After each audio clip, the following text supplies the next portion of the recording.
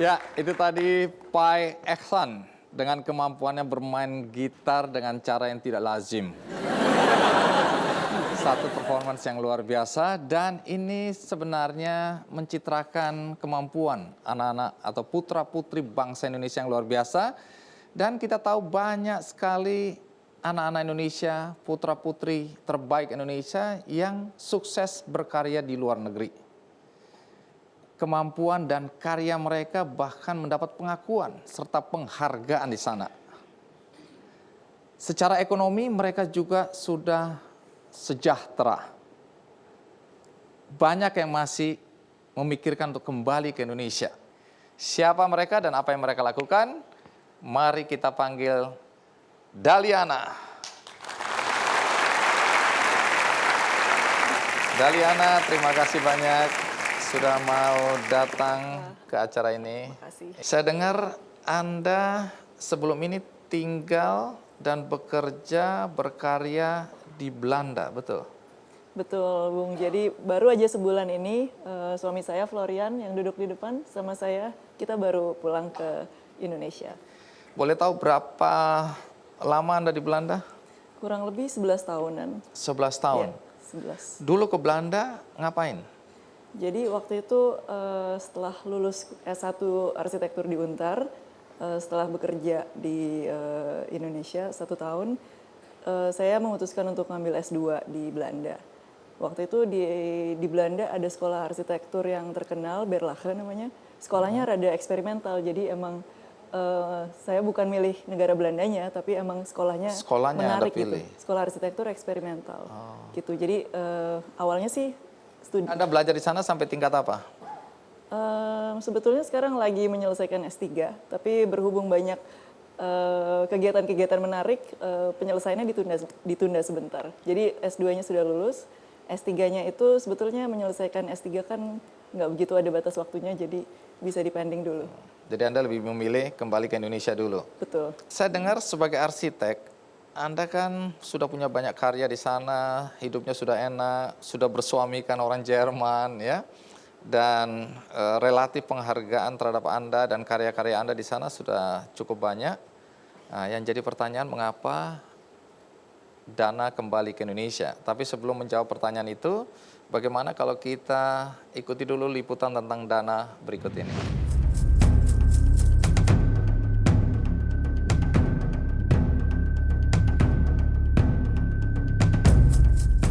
Anda tinggal di kota besar seperti Jakarta. Apakah Anda pernah merasa bahwa kota yang Anda tempati terasa seperti rumah yang sudah tak layak huni? Ditambah lagi dengan segala permasalahan lain seperti banjir dan kemacetan yang sering mengganggu aktivitas Anda sehari-hari.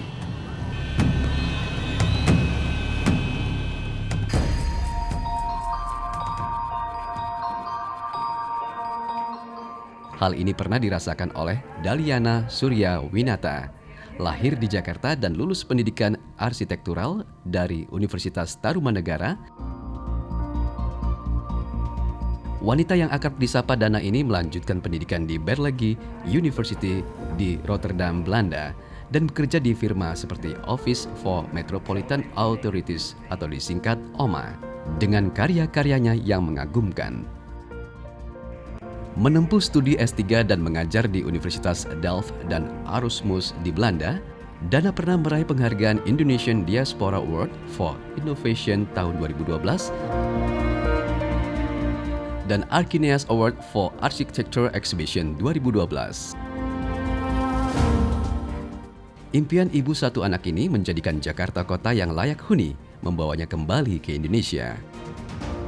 Oh, saya sih senang sekali kalau dia di Indonesia malah. Karena di Indonesia ini kan juga bisa berkembang kita, siapa-siapa aja.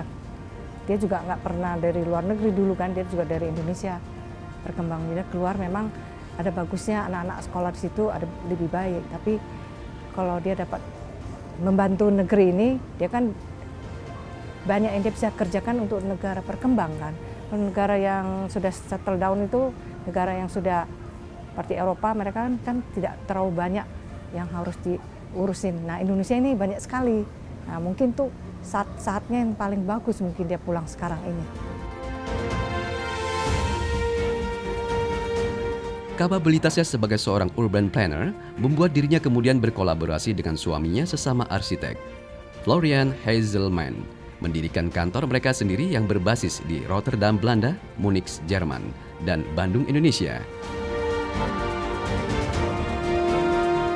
Salah satu karya yang sudah mereka hasilkan adalah sebuah taman film yang sudah tak asing lagi bagi warga Bandung.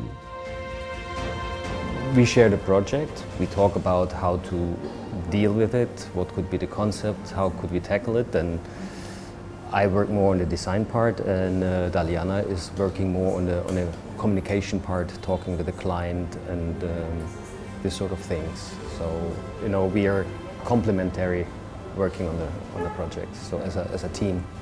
I think Daliana is a very good networker. She's very capable of meeting people and, you know, also convincing the people that what Xiao is doing is a good thing, and then further to collaborate with us. Dana saat ini masih terus mengerjakan beberapa konsep yang berkolaborasi dengan berbagai pihak, termasuk diantaranya adalah konsep micro library,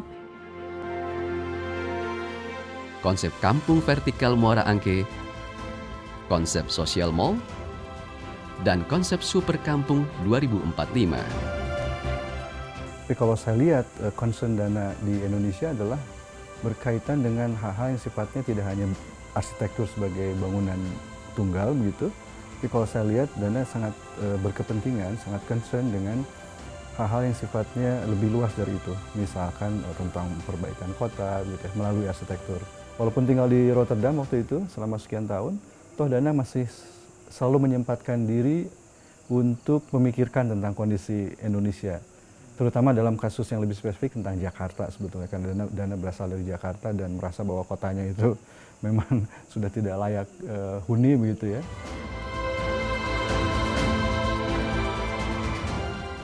Bagi Dana, banyaknya masalah yang ada di Indonesia membuka kesempatan bagi dirinya untuk berkarya dan berinovasi.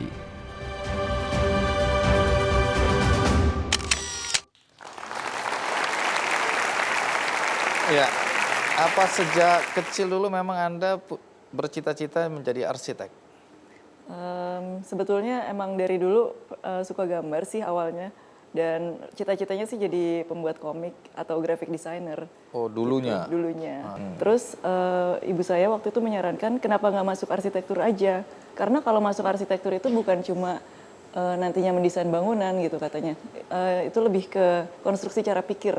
Jadi kalau nanti udah jadi lulus arsitektur, sebetulnya masih bisa terbuka gitu mau ke bidang yang mana aja. Oh, jadi komikus juga masih bisa ya? Betul, sebetulnya. Tapi akhirnya pas saya tahun ketiga di arsitektur, saya ketemu dosen-dosen yang betul-betul membuka mata saya di Untar. Ada Pak Agus, Pak Gunawan Cahyono, waktu itu dia ngajar di Untar.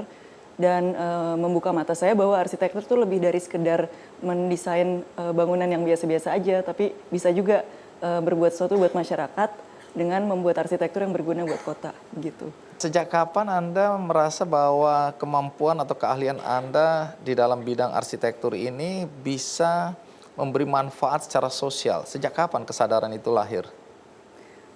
Sebetulnya kesadaran ini lebih saya rasakan waktu berada di Belanda gitu. Jadi saya kan orang Jakarta, lahir di Jakarta, 23 tahun saya tinggal di Jakarta, menghirup polusi Jakarta dan mengalami kemacetan Jakarta. Ah, yang benar, saya nggak ada rasa apa-apa. Nggak ada masalah kita ya. Tahu-tahu mati aja. Jadi pesimis banget deh waktu di Jakarta tuh merasakan arsitektur itu belum tentulah bisa betul-betul berkontribusi pada kota, karena bagaimana sih dampak arsitektur yang kecil itu kepada seluruh kota kan susah. Begitu saya belajar S2 di Berlage di Belanda, jadi di Belanda itu ada kultur di mana landscape, arsitektur, sama tata kota tuh jadi satu, terpadu jadi satu kesatuan. Jadi nggak mungkin membuat arsitektur yang nggak memikirkan bagaimana kota itu. Nggak mungkin membuat tata kota tanpa memikirkan nanti arsitektur harus bagaimana. Karena keterkaitan ini saya mencoba merefleksikan diri, dan karena melihat dari jauh ya, Jakarta itu potensi-potensi ruang urbannya malah jadi kelihatan dari luar negeri gitu. Dan Anda merasakan bahwa ada masalah di perkotaan kita ini ya, terutama kota-kota besar di Indonesia. Selain ada masalah, ada potensi juga. Jadi Kalau masalah udah tahu deh listnya udah panjang banget, tapi potensinya listnya baru sedikit. Dan potensi-potensi ini kita garap bersama Indonesian Diaspora Network di Belanda. Kita coba rumuskan ada potensi kota apa aja sih yang misalnya dimiliki Jakarta gitu. Ada kampung gitu. Jadi kampung tuh sebenarnya jangan dilihat sebagai hal yang negatif, tapi potensi karakter gitu, kemungkinan pengembangan sebuah kota. Terus PKL juga bukan masalah. PKL itu sebenarnya potensi kalau ditata dengan baik. Pedagang kaki lima ya. Pedagang kaki lima. Tapi kembali ke negeri Belanda, di sana Anda sudah punya beberapa karya. Apa ciri khas dari karya Anda bersama tentu saja suami dan teman-teman di sana? Apa karya Anda? Saya sempat bekerja di beberapa biro arsitektur di Belanda yang cukup ternama gitu. Jadi habis lulus S2 kebetulan saya diterima di OMA, Office for Metropolitan Architecture. Pendirinya tuh namanya Rem Koolhaas. Rem Koolhaas tuh arsitek yang cukup terkenal di dunia karena dia tuh punya konsep-konsep urban arsitektural yang nggak biasa gitu dari arsitek yang lain. Jadi kalau nggak kerja di sana nggak dapat visa juga, nggak bisa tinggal di situ. Karena itu kantor yang lumayan terkenal, jadi pemerintahnya ngasih visa gitu, dianggap signifikan. Terus di dalam kantor itu saya ngerjain beberapa proyek, ada proyek urban planning, arsitektur juga, tapi semuanya selalu terkait dengan kota gitu. Misalnya bank project di London, saya di dalam tim OMA, kita ngerjain tampak bangunannya sampai ganti 50 kali gitu, desain ulang, digambar ulang, supaya sesuai dengan konsep perkotaan di Central London. Sempat juga ngerjain urban planning di Irak. Irak? Iya, di Irak. Wow. Setelah saya bekerja di beberapa biro, saya sama Florian membuka biro Shaw. Waktu itu kita kedapatan proyek rumah yang bisa energy efficient di Jerman. Jadi anak-anak di Jakarta, saya juga sebagai korban ya, anak-anak Jakarta yang lahir di Jakarta itu nggak mengenal taman bermain, ruang hijau yang layak, itu pemotongan hak asasi manusia.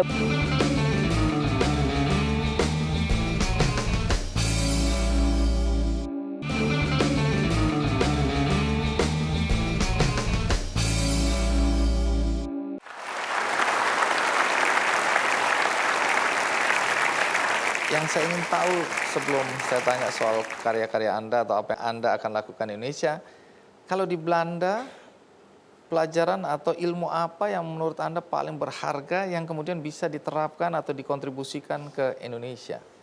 Kalau dalam segi arsitektur, saya waktu itu belajar bahwa arsitektur di Belanda tuh selalu terkait banget dengan memikirkan ruang kotanya. Jadi setiap karya arsitektur tuh harus mempunyai improvement tertentu bagi kota tersebut dan harus bisa diukur, harus performatif.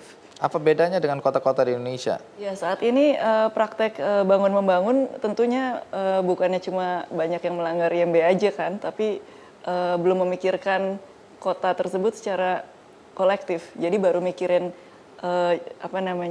tapak site sendiri-sendiri aja. Setiap bangunan yang nggak memikirkan lingkungan itu kan dampaknya dilempar ke tempat lain dan secara kolektif ya Jakarta jadi bermasalah juga karena permasalahannya tentu kita tahu ya penurunan muka air tanah, terus banjir di mana-mana ya jelas karena kan setiap bangunan nggak memikirkan di dalam lokasinya atau site-nya itu nggak ada tempat penyerapan air lah dan kurang persentase hijau gitu, pohon-pohon nggak ada dan lain-lain. Dan masih banyak masalah lainnya. Dan masih banyak masalah lainnya. Dana, di Belanda, Dana, suami dan teman-teman sudah punya karya, sudah hidup enak ya. Pertanyaan inti sekarang, mengapa Dana balik ke Indonesia? Selama 3 tahun terakhir ini, biro kami Shaw, jadi Florian sama saya, kita mendapat kesempatan untuk mengerjakan secara lebih serius proyek-proyek nyata di Indonesia. Jadi 5 tahun kebelakang kita sudah aktif dengan konsep urban yang mencoba menyelesaikan masalah yang ada di sini seperti tadi disebut super kampung, social mall dan lain-lain. Tetapi 5 tahun yang lalu kita belum punya jalan masuk bagaimana supaya saran-saran kita ini sebagai arsitek bisa didengar. Jadi baru 3 tahun kemarin dengan bertemunya Indonesian Diaspora Network, kemungkinan kami untuk bertemu pemimpin-pemimpin muda bangsa yang ternyata visinya sama bisa terjadi. Kita memutuskan untuk pindah aja ke sini supaya kita bisa make sure bahwa pilot yang lagi kita kerjakan saat ini tahap implementasinya bisa berhasil di lapangan.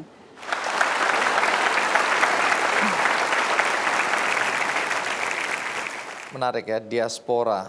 Dan yang di sini ada Bung Dino Patijalal yang juga sangat berkeinginan agar orang-orang Indonesia yang sudah berkarya di luar negeri, yang sudah hebat-hebat itu kembali memikirkan bagaimana memajukan bangsa dengan ilmu dan peran mereka masing-masing. Tapi kembali komparasi ya, dengan kota-kota besar yang Anda pelajari mungkin di Eropa terutama, berkaitan dengan kota-kota di Indonesia. Sekarang kita ambil Jakarta dulu sebagai barometer yang sering ditiru oleh kota-kota lain di Indonesia. Kalau Jakarta terus tumbuh seperti sekarang, apa yang paling Anda khawatirkan? Tentu saja terhadap penduduknya. Terus terang saya merasa terkesima bahwa Jakarta masih bisa survive sampai hari ini. Jadi Anda heran ya, kok bisa penduduknya masih tersenyum gitu ya? Betul, itu amazing Itu sekali. udah stres itu. Jadi apa kekhawatiran Anda apa Ya, sebenarnya? kekhawatirannya ya sebetulnya banyak riset dari urban planner mengatakan 2015 tuh Jakarta traffic gridlock. Kekhawatiran lain, banjir yang kalau nggak ada solusinya itu sangat mengkhawatirkan ya. Juga makin banyak yang jadi nggak mau investasi di Jakarta misalnya karena takut. Lalu seharusnya bagaimana kita menata kota-kota di Indonesia, terutama kota-kota besar ya? Dan ilmu Anda ini berguna untuk apa? Apa yang ingin Anda lakukan untuk negeri kita tercinta ini? Ya. Kalau saran saya terhadap masalah Jakarta yang sangat padat ini, sebetulnya dua kunci. Satu, perumahan rakyat. Perumahan rakyat itu bakal mengubah dan memperbaiki beberapa aspek pada saat yang bersamaan. Karena perumahan rakyat yang bisa dibuat konsep misalnya vertikal kampung atau hunian yang lebih layak, multifungsi, jadi nggak cuma hunian aja. Yang kedua, public transport sama infrastruktur kota yang berupa ruang publik itu bukan sesuatu yang mewah tuh. Jadi kota-kota di Eropa dan Amerika memang memiliki ini sebagai dasar bahwa kota itu bisa berjalan. Kalau nggak ada ini, itu seperti hak asasi penduduk itu dilupakan. Jadi anak-anak di Jakarta, saya juga sebagai korban ya, anak-anak Jakarta yang lahir di Jakarta itu nggak mengenal taman bermain, ruang hijau yang layak. Itu sebenarnya sesuatu pemotongan hak asasi manusia bahwa tidak ada seperti itu. Wali Kota Bandung, Ridwan Kamil, juga meminta bantuan Anda untuk menata Bandung. Apa yang Anda lakukan untuk Bandung? Bandung itu sekarang sedang mengalami suatu transisi yang saya lihat positif. Jadi kebetulan wali kotanya adalah arsitek yang bagus, arsitek yang emang dari dulu peduli sama kemajuan kota Bandung. Jadi sebenarnya dia sebagai wali kota hanya untuk mempercepat proses ini, bagaimana membuat pilot-pilot yang bisa diakselerasi, ditiru di tempat-tempat di kota-kota di Indonesia juga, supaya kota-kota Indonesia bisa menjadi lebih baik. Misalnya dia memperbaiki taman-taman, ada taman film, taman lansia, taman macam-macam. Nah, peran Anda di dalam perubahan ini apa? Kita memberikan advice ke Kang Emil untuk bagaimana desain beberapa titik di Bandung itu bisa dilakukan. Misalnya ide untuk menggairahkan bagian bawah Layang Pasupati adalah ide dari Kang Emil dan mungkin arsitek-arsitek Bandung yang sudah lama menggeluti itu. Namun Kang Emil tuh butuh banget expertise desain dan supaya bagian bawah Layang Pasupati seperti Taman Film ini bisa didesain dan direalisasi. Salah satunya itu. Yang kedua adalah micro library. Jadi konsep micro library ini menurut kami unik. Dan saat ini didukung banget sama Dompet Duafa. Konsep ini nih sebetulnya pengen membuat arsitektur menjadi daya tarik supaya orang bisa datang ke perpustakaan yang biasanya tuh nggak beken. Anda merancang perpustakaan yang supaya orang-orang tertarik untuk datang.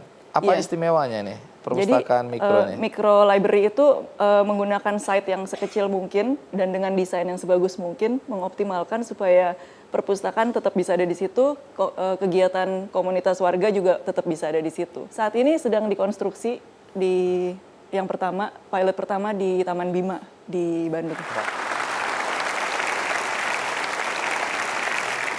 Pak Jokowi waktu masih jadi gubernur dan Pak Ahok waktu itu masih wakil gubernur, ketika bertemu dengan Anda, tertarik dengan ide membuat super kampung.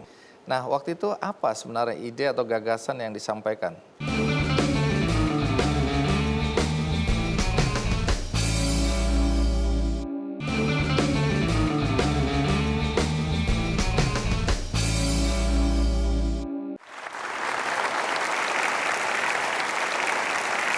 Dana, kembali, kabarnya dulu Pak Jokowi waktu masih jadi gubernur dan Pak Ahok waktu itu masih wakil gubernur, ketika bertemu dengan Anda, tertarik dengan ide membuat super kampung atau melakukan pembangunan ya, yang berkaitan dengan kebutuhan-kebutuhan yang ada di Jakarta yang sudah sumpek ini. Nah, waktu itu apa sebenarnya ide atau gagasan yang disampaikan? Jadi waktu September 2012 itu kami berkesempatan ketemu sama Pak Jokowi dan Pak Ahok. Memang dari 3 tahun belakangan ini kita suka membuat pameran atau aktif lah menyuarakan konsep-konsep urban yang baru gitu dan dibantu oleh Diaspora Network juga. Terus memang waktu itu Pak Jokowi tertarik dengan siapapun yang punya ide-ide tentang kampung silahkan maju ke beliau. Jadi saya lakukan itu bersama Florian juga. Terus saat itu super kampung ini suatu riset yang kita kerjakan bareng TU Delft, Untar, dan juga Berlage Institute. Jadi waktu itu studio S2, kunjungan ke lapangan, dan lain-lain. Ini konsep di mana kita percaya bahwa kampung itu berpotensi untuk meningkatkan karakter kota Jakarta. Konsepnya seperti apa ini? Jadi berhubung waktu itu 9 lokasi yang kita pilih belum bisa dijadikan pilot karena status studinya masih riset universitas. Ada suatu lokasi yang disarankan oleh Pak Ahok. Jadi waktu itu dari gubernur dilempar ke Wagub untuk diimplementasikan di Kampung Muara Angke. Nah, Muara Angke ini mungkin satu-satunya tempat di mana pengeringan ikan tradisional terakhir masih terjadi di kota Jakarta ini. Lokasi ini sebetulnya kondisinya sanitasi kurang baik, sedikit kumuh, tapi nggak semuanya kumuh juga. Jadi ada gradasi antara masyarakat menengah atas sampai sangat bawah. Itu tercampur dengan sangat unik gitu di Muara Angke. Jadi di Muara Angke kita mendapat suatu pilot site sekitar 1,5 hektar untuk dibuatkan sekitar 600-an unit rusun tematik. Jadi rusun tematik ini bukan rumah susun yang hanya hunian aja, tetapi di bagian bawahnya itu bisa buat bekerja, lalu bisa buat sekolah, bisa buat rekreasi, dan lain-lain. Itu sudah sejauh mana konsep ini mau diterapkan? Untuk saat ini lahannya sudah dipersiapkan. Dan seharusnya sih kalau tidak ada masalah sama sekali, tahun ini harusnya bisa dibangun.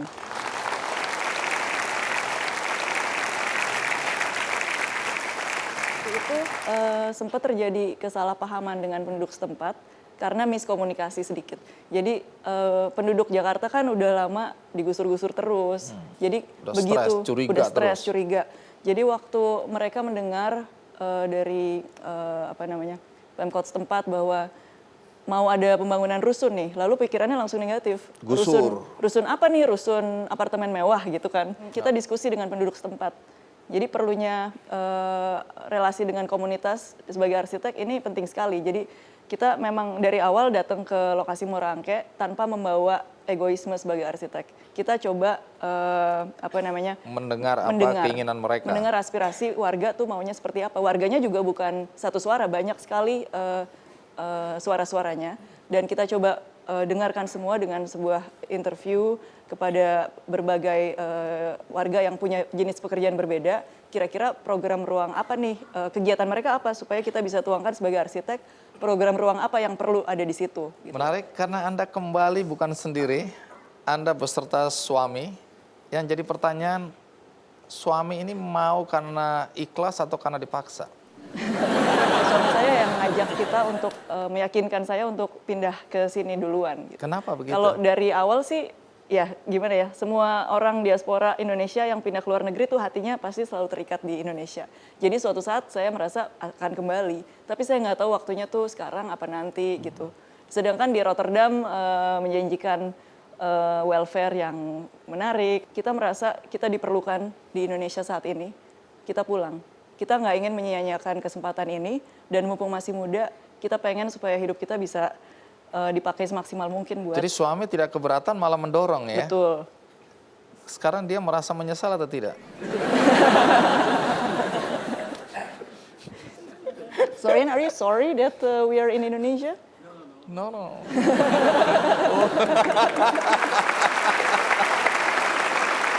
Could you stand up please, Florian? Iya. Oke, thank you. Florian ya. Jadi Florian justru bersemangat ya, apalagi dengan proyek-proyek urban ini ya. Betul. Anda lihat tantangan Anda untuk mewujudkan mimpi Anda untuk memberikan kontribusi pada Indonesia, terutama di Jakarta untuk sementara ini dan Bandung. Apa tantangan terberat yang Anda hadapi sebagai diaspora?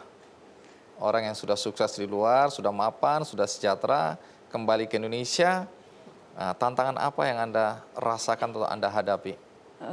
Tantangan kesabaran ya, terutama kesabaran. Karena nggak semua apa yang kita visikan tuh bisa diterapkan secepat itu. Jadi ternyata proses yang kita pikir misalnya cuma 4 bulan, bisa jadi 2 tahun. Ternyata banyak sekali pihak-pihak dari atas ke bawah yang harus kita convince, kita yakinkan bahwa visi ini bisa berguna buat masyarakat. Nggak semua orang satu visi dengan kita, dan nggak semua orang cara bekerjanya bisa sama dengan kita. Jadi penyesuaian itu menurut saya cukup berat, tapi berarti kita aja yang harus mengatur bagaimana cara kita meyakinkan orang. Oke, tapi Anda tetap semangat? Masih. Masih. Terima kasih Dana Oke. untuk waktunya. Terima kasih. Kita Mas doakan Andi. semoga sukses ya. Kalau sukses, banyak penduduk yang hidupnya sehat, pikirannya jadi lebih jelas, lebih terang, dan bisa membangun bangsa kita ya. Terima kasih. Terima kasih. Dana. Thank you. Tamu kita berikutnya belajar di Jepang, sudah banyak ilmunya, melamar di beberapa tempat atau perusahaan di Indonesia, tapi ternyata tidak direspons. Tapi ketika dia mendaftar atau melamar ke negara lain, langsung diterima. Siapa dia? Kita sambut Risa Muhida.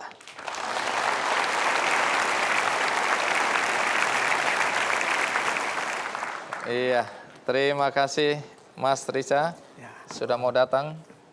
Silakan duduk. Tanya Anda dulu kuliah di ITB, betul? Ya, di jurusan Jurusan? teknik fisika. Fisika. Teknik fisika. Lulus dari ITB, Anda kemana? Setelah lulus ITB, saya melanjutkan ke Jepang. Kemana? Pertama kali, ya pada saat itu mencari beasiswa tidak semudah seperti sekarang. Jadi saya mengikuti program yang diadakan oleh kawan-kawan dari sastra Jepang Unpad. Mereka ada kegiatan untuk magang di Jepang untuk kursus bahasa Jepang. Nah, saya ikut dengan mereka. Jadi, kebetulan program itu menawarkan sekolah lalu dicarikan pekerjaan, jadi sambil bekerja. Oh, Jadi Anda ambil itu? Saya ambil itu, jadi hanya modal saat itu ongkos pergi dengan modal hidup 1 bulan. Jadi, nekat juga ya? Ya, lalu saya berangkat ke sana. Saat itu pun saya tidak bisa bahasa Jepang. Dan belum bisa bahasa Jepang? Belum bisa bahasa Jepang. Paling cuma hai. Ya. Jadi saya di sana mulai terus bahasa Jepang, kemudian dicarikan pekerjaan. Jadi saya pagi dari jam 8 sampai jam 12 itu saya kursus bahasa, lalu jam 1 sampai jam 10 malam saya bekerja di restoran. Mas Risa, di Jepang Anda belajar apa? Nah, selesai sekolah bahasa, saya lalu melanjutkan studi di master ya di Osaka University untuk bidang power electronic. Pelajari pembangkit listrik, bagaimana membuat konverter, inverter. Lalu setelah master saya melanjutkan lagi ke S3, PhD dalam bidang semikonduktor elektronik. Jadi Masih ada korelasinya ilmu itu? Masih ya, karena kebetulan di power elektronik saya meneliti tentang solar cell, ya, energi surya. Kemudian di S3 saya meneliti bagaimana pembuatannya, fabrikasi thin film solar cell. Jadi Anda ini sudah doktor? Sudah. Sudah profesor belum? Di Indonesia belum, saya di Malaysia sudah associate profesor. Oh, di Malaysia sudah profesor. Profesor Ya, apa? Bidang mechatronic engineering.